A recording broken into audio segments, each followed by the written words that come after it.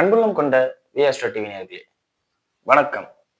திருவரங்கம் ஸ்ரீ ரங்கநாத துணையுடனும் பழனி ஸ்ரீ பாலதண்டாயுதபாணி அருளுடனும் நான் உங்கள் ஜோதிடர் வெங்கடேஸ்வரன்.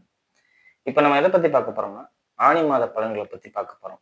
பலன்களை பத்தி பார்க்கறதுக்கு முன்னாடி எந்தெந்த கிரகங்கள் எங்கெங்க இருக்கு, எப்பப்ப பயிற்சி ஆகுது அப்படிங்கிறத முதல்ல பார்ப்போம். சூரிய பகவானானவர் மிதுன ராசியில சஞ்சரிக்கிறது தான் ஆணி மாத பலன்கள். சோ அந்த சூரியன் மிதுனத்திலையும் புதன் பகவான் மிதுனத்துல 8ஆம் தேதி வரை இருக்காரு. அதுக்கப்புறம் கடகத்துக்கு பயிற்சி ஆகிறார். அதே புதன் பகவான் கடகத்துல 16ஆம் தேதி வக்ரம் பெற்று 23ஆம் தேதி திரும்பவும் மிதுனத்திலே வராது. சோ இந்த மாசம் ஆரம்பிக்கும் போதே புதன் மிதுனத்துல தான் இருக்கும்போது முடியும் போதே மிதுனத்துல தான் இருக்க போறார். முடியும் போது வக்ரத்துல இருக்காரு. சரிங்களா? ராசி அதே மாதிரி கடக ராசியில சுக்கிரன் உச்ச குருவோட சேர்ந்திருக்கார். சோ கடகத்துல குருவும் சுக்கிரனும். அதே மாதிரி 16ஆம் தேதி 15ஆம் தேதிக்கு பின் 20ஆம் தேதிக்கு பின் 20ஆம் தேதிக்கு பின் சுக்கிர பகவானானவர் சிம்மத்துல கேதுவோட இணைகிறார். அப்ப சுக்கிரனும் கேதுவும் சேர்றதுனால எந்த மாதிரியான மன அழுத்தங்கள், சுக வாழ்க்கை கெட்டு போறது அப்படிங்கிறது நடக்கும் அப்படிங்கிறத பத்தியும், அதே மாதிரி கும்பத்துல ராகுவும் மேசத்தில் செவ்வாய் ஆட்சி பலத்துல இருக்கிறவரு 12ஆம் தேதிக்கு அப்புறம் ரிஷபத்திலையும் மீனத்துல சனி பகவானும் இருக்காங்க. இவங்க இப்படி இருக்கிறதுனால எந்த மாதிரியான மாறுதல்கள் நடக்க போகுது? குறிப்பா அரசாங்கத்துல காவல்துறை அதிகாரிகளின் பெயர் இந்த காலகட்டத்துல தலை நிமிர்ந்து நிக்குமா, தலை குனிவை சந்திக்குமா? அதிகப்படியா தலை நிமிர்ந்து நடக்கிறதுக்கான வாய்ப்புகள் அதிகம். ஏன்னா செவ்வாய் ரிஷபத்துல தான் செய்யக்கூடிய வேலையை சிறப்பாக செய்யும் இடத்தில் இருக்கார். அப்ப காவல்துறையோட இமேஜ் இத்தனை நாள் கொஞ்சம் கீழே இறங்கியிருந்தாலும் இப்ப கொஞ்ச நாள் அப்படியே ஏறும். நல்லபடியா பரவாயில்ல, காவல்துறை அமைப்பு சிறப்பா இருக்கு அப்படிங்கிறத கொண்டு வரும். அதே மாதிரி அரசாங்கமும் காவல்துறை சம்பந்தப்பட்ட அமைப்புகளுக்கும் சீருடை பணியாளர்களுக்கும் முக்கியத்துவம் கொடுத்து முதலீடு, இவங்க இவ்வளவு கஷ்டப்படுறாங்க, அவங்களுக்கு சேலரி இன்கிரிமெண்ட் இந்த மாதிரி கொடுப்போம் அப்படிங்கிறத பண்ணுவாங்க. சரிங்களா? சோ இதுலலாம் எந்த பாதிப்பு இருக்காது. இது உலக ரீதியா. இப்ப வாங்க 12 ராசிக்கும் எப்படி இருக்கும் அப்படிங்கிறத பார்ப்போம். கும்பராசி அன்பர்களே, ராசியாதிபதி குருவோட தொடர்புல இருக்கார். 2ஆம் இடத்தில் சனி இருப்பதும் 6ஆம் இடத்திலிருந்து குரு 2ஆம் இடத்தை பார்ப்பதும் ஒரு விசேஷ பலன் தான். இந்த அமைப்புல 5ஆம் இடத்துல சூரியன் வருதுங்கிறது ஒரு அற்புதமான அமைப்பு. ஒரே ஒரு விஷயம், உங்களோட குழந்தைகள் விஷயத்துல ரொம்ப ஆய்வு பண்ணாதீங்க. அவங்க என்ன வேணாலும் பண்ணட்டும், ரொம்ப ஆய்வு பண்ணீங்கன்னா குழந்தைகள் உங்களை எதிர்த்து சண்டையிடுவார்கள் அப்படிங்கிறது உண்மை. அதே மாதிரி காதல் சம்பந்தப்பட்ட அமைப்புல இருக்கிறவங்க லௌகீக வாழ்க்கையில தேவையில்லாத குழப்பம் வரும். ரொம்ப ஆராய்ச்சி பண்ணீங்கன்னா அந்த ஈகோ கிளாஷ் ஆகும்ல, அது இந்த நேரத்துல தான். கணவன் மனைவி இந்த நேரத்துல தேவையில்லாத சண்டை போட்டுருவாங்க. இதெல்லாம் ஏன், என்ன காரணம்னு பார்த்தா நீங்க அவங்க செய்யறத ரொம்ப டீப்பா அனலைஸ் பண்றதா தான் இருக்கும். வேற எதுவுமே இருக்காது. ஏன்னா 5ல சூரியன் இருந்தாவே ஆழ்மன எண்ணங்கள் எல்லாம் ரொம்ப எனக்கிட்ட சொல்லாம எதுவும் பண்ணக்கூடாது, எனக்கு தான் எல்லாம் தெரியும், என்னை கேட்காம ஏன் பண்ற அப்படிங்கிற மாதிரி ஒரு அமைப்பை கொடுக்கும். அந்த அமைப்பை கொடுக்கும் போதிலே தேவையில்லாத சண்டைகள் எல்லாத்தையும் உருவாக்கிறோம் அப்படிங்கிறது தான் யதார்த்தமான உண்மை. ஸோ எல்லாத்தையும் கொஞ்சம் நிதானமா விட்டு கொடுத்து போங்க. உங்கள்கிட்ட சொல்லிட்டு தான் ஒரு வேலையை பார்க்கணும் அப்படிங்கிற விஷயத்த எதிர்பார்க்காதீங்க அப்படிங்கிறத சொல்லலாம். 4ஆம் அதிபதினு சொல்லக்கூடிய சுக்கிரனோடையும் 9ஆம் அதிபதி அப்படின்னு சொல்லக்கூடிய சுக்கிரனோடையும் கேது இணைகிறார் ஆணி 20க்கு அப்புறம்.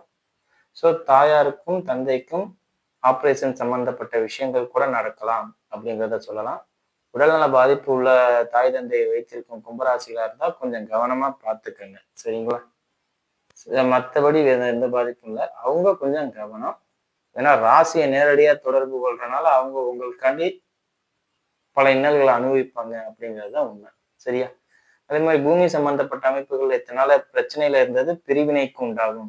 எனக்கு கரெக்டா பிரிச்சு உள்ள சொத்து சரியா தரல அப்படிங்கிற அமைப்பு இருக்கிறவங்க 7ல சுக்கிரன் கேதுவோட இணையறதுனால கரெக்டான முறையில பிரிஞ்சிடும் அப்படிங்கிறதையும் சொல்லலாம். ஸோ இதெல்லாம் பிளஸ்ஸா இருக்கு, மைனஸ்க்கு வேலையே இல்லை.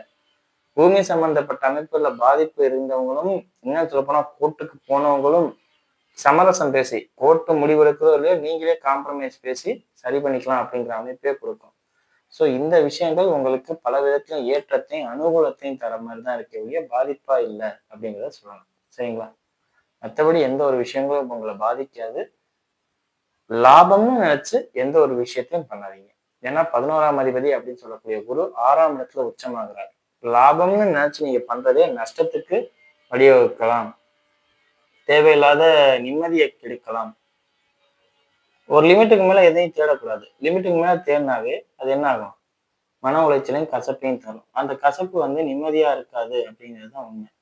ஸோ இதை கொஞ்சம் கவனம் பண்ணி பார்த்துக்கோங்க. மற்றபடி எந்த ஒரு சிக்கலும் வராது. அதே மாதிரி குழந்தைகளா இருக்கும் பட்சத்தில் படிப்பு சம்பந்தப்பட்ட விஷயங்கள்ல நிறைய அனுபவத்தை பார்ப்பீங்க அப்படிங்கிறத சொல்லலாம்.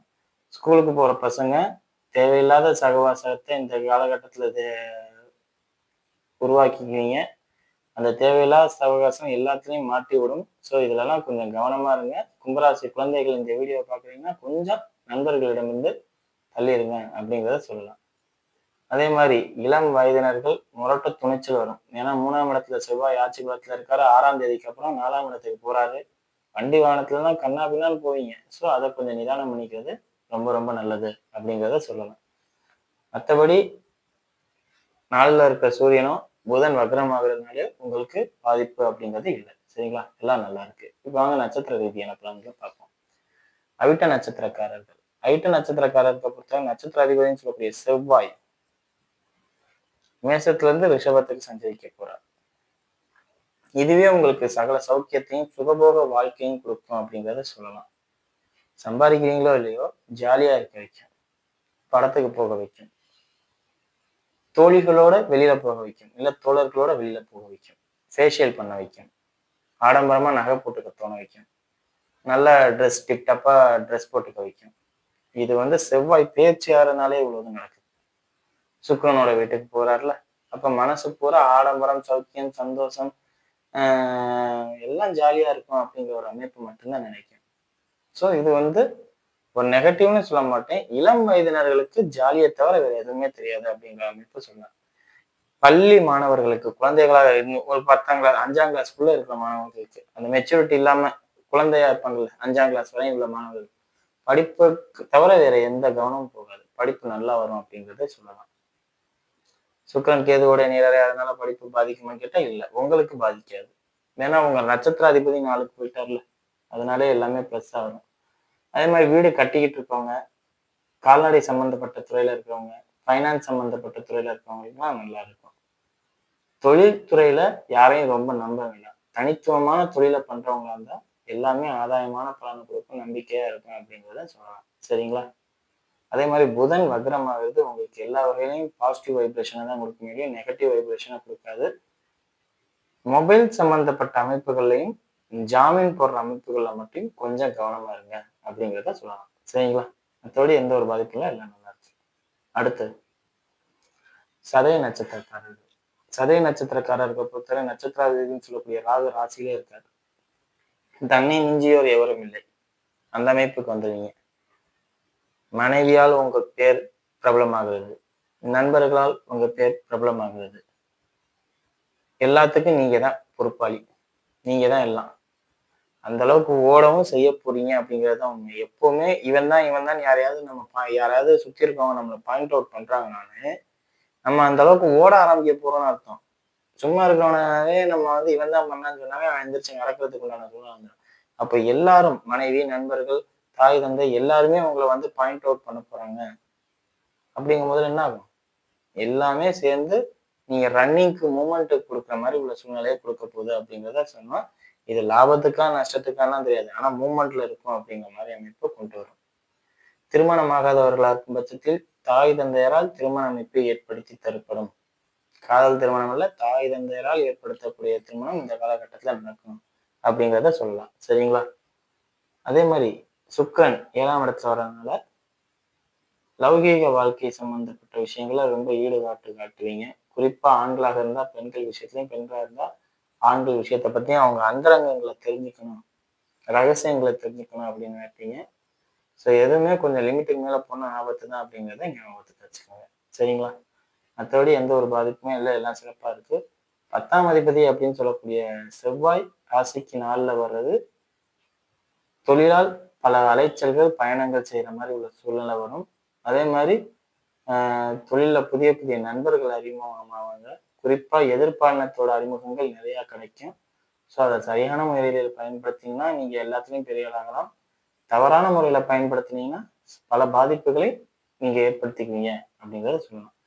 அதே மாதிரி உடன் பிறந்த சகோதர சகோதரிகளின் நண்பர்கள், அதாவது அவங்களோட ஃப்ரெண்ட்ஸை உங்களோட ஃப்ரெண்ட்ஸா மட்டும் பாருங்க, இல்ல சிஸ்டர்ஸ் பிரதர்ஸா பாருங்க. ரொம்ப அட்வான்டேஜ் எடுத்து பழகாதீங்க. சரிங்களா? ஏன்னா செவ்வாய் 4ல இருக்கும்போது இந்த மாதிரி விஷயங்களே 4ஆம் இடத்துல இருந்து 7ஆம் இடத்தை பார்க்கிறார். அதை கவனம் பண்ணிக்கங்க. சரிங்களா? மற்றபடி எந்த ஒரு பாதிப்பும் இல்லை, எல்லாம் நல்லா இருக்கு. அடுத்தது புரட்டாதி நட்சத்திரக்காரர்கள். புரட்டாதி நட்சத்திரக்காரர்களை பொறுத்தவரை குரு உச்சம். ஸோ நீங்க எதையுமே துணிஞ்சு செய்யலாம். 6ஆம் இடத்துல இருக்கிறனால பல போராட்டங்கள் இருக்கத்தான் செய்யும், இல்லைன்னுலாம் சொல்ல மாட்டேன். ஆனா அந்த போராட்டங்கள்ல உங்களுக்கு வெற்றி உண்டு அப்படிங்கிறத சொல்லலாம். அதே மாதிரி உடல் அமைப்பு பொறுத்தவரை பெண்களாக இருக்கும் பட்சத்தில் மாதவிடாய் காலங்கள் கொஞ்சம் சிக்கலா இருக்கும். கருப்பப்பை சம்பந்தப்பட்ட விஷயங்கள் பாதிக்கும். அதெல்லாம் கவனம் பண்ணிக்கங்க. ஆண்களாக இருக்கும் பட்சத்தில் தொடை பகுதிகள், மார்பக பகுதிகள்ல பாதிப்பு ஏற்படும். 5ஆம் அதிபதி வக்ரம் வேற ஆகுறாரு. அப்ப ஹார்ட்டை கொஞ்சம் கவனமா பார்த்துக்கங்க. ரொம்ப மூச்சு வாங்க வேலையை பார்க்காதீங்க. சரிங்களா? நான் திரும்பவும் சொல்றேன், 5ஆம் அதிபதி வக்ரம் ஆகுறாரு. சுக்கிரன் கேதுவோட சேர்றது, ராசியில ராகு இருக்கிறது, ஆண்களாக இருந்தாலும் பெண்களாக இருந்தாலும் ஒரு சில பாதிப்பை கொடுக்கும். அந்த அமைப்புல பெண்களுக்கு கர்ப்பப்பை சம்பந்தப்பட்ட அமைப்பு தான் அதிகமா பாதிக்குமே ஒழிய வேற எதையும் பாதிக்காது. ஆனா ஆண்களுக்கு பார்த்தா மார்பக பகுதி, தொடைப்பகுதி, அதே மாதிரி இருதயம் சம்பந்தப்பட்ட பகுதிகள்லாம் பாதிக்கும் அப்படிங்கிறத சொல்லலாம். ஸோ கொஞ்சம் கவனமா இருங்க. சரியா? வீடியோ இப்பதான் ஃபர்ஸ்ட் டைம் பார்க்குறதா இருந்தா லைக் பண்ணுங்க, ஷேர் பண்ணுங்க, கமெண்ட் பண்ணுங்க. சேனலை மறக்காம சப்ஸ்கிரைப் பண்ணுங்க. வேற எதுவும் ஜோதிட ஆலோசனைக்கு கீழே உள்ள நம்பருக்கு கால் பண்ணுங்க. நன்றி.